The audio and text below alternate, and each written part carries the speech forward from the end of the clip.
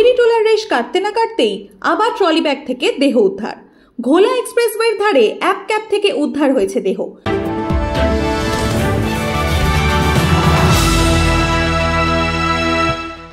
দমদম নাগের বাজার থেকে ক্যাব বুক করেন দুই ব্যক্তি। সাথে ছিল একটি নীল রঙের ট্রলি ব্যাগ। ব্যাগ নিয়ে তারা গাড়িতে ওঠে।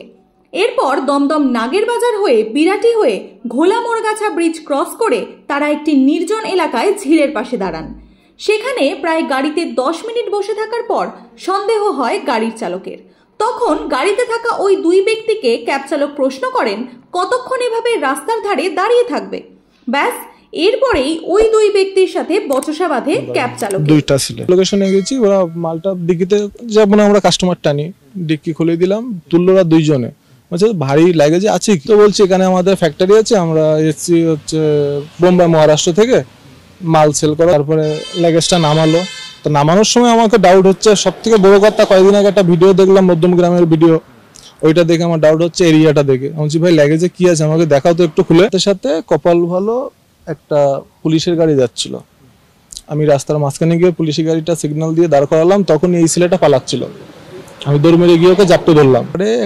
পুলিশে গিয়ে হালকা চেন খুলে দেখলো। ওই মুহূর্তে সেখান থেকে পাস হচ্ছিল পুলিশ ভ্যান। ঝামেলা দেখে সেখানে দাঁড়ান তারা। পুলিশ দেখেই পালিয়ে যায় এক যাত্রী। সন্দেহ হয় পুলিশের। তল্লাশিতে খোলা হয় ট্রলি, আর সেখান থেকেই উদ্ধার হয় এক ব্যক্তির মৃতদেহ। এরপরেই ঘটনাস্থলে পৌঁছয় বিশাল পুলিশ বাহিনী। ট্রলির ভেতরে বস্তার মধ্যে ভরা ছিল মৃতদেহ, হাত মুখ বাঁধা ছিল প্লাস্টিকে। জেরায় অপরাধ কবুল করেছেন দুইজন আততায়ী।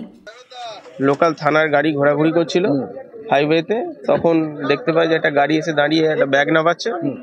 তো দেখে সন্দেহ হয়, তো ওরা জিজ্ঞাসাবাদ করাতে ঠিক করে অ্যান্সার দিতে পারছিল না। প্রথমে বললো যে গাড়িতে কিছু ক্লথ আছে, অমুক আছে, এইসব বলছিল। তারপরে পরবর্তীকালে যখন আরো জিজ্ঞাসাবাদ করা হয়, ডিটেল বলতে পারে না, তখন ধরা হয়। বাঁধা অবস্থায় ছিল বলটা, মুখও বাঁধা অবস্থায় ছিল, সেলো টেপ দিয়ে আটকানো ছিল, মুখ হাত পা আটকানো ছিল। এরা যতদূর খবর আছে কলকাতার দিক থেকে নিয়ে এসছে। নাম কৃষ্ণরাম সিং, করণ সিং এবং মৃতের নাম ভগারাম সিং। ব্যবসায়িক শত্রুতাতেই খুন হয়েছে বলে মনে করছে পুলিশ। পালিয়ে যাওয়া কৃষ্ণরাম সিংকেও মোবাইল টাওয়ারের মাধ্যমে গ্রেপ্তার করেছে পুলিশ। এছাড়াও ব্যাগের ভেতর থেকে উদ্ধার হওয়া কালো ব্যাগে উদ্ধার হয়েছে নগদ টাকা, আধার, প্যান কার্ড। বারবার কেন খোদ কলকাতার বুকে এরকম ঘটনা ঘটছে তা নিয়ে তৈরি হচ্ছে উদ্বেগ।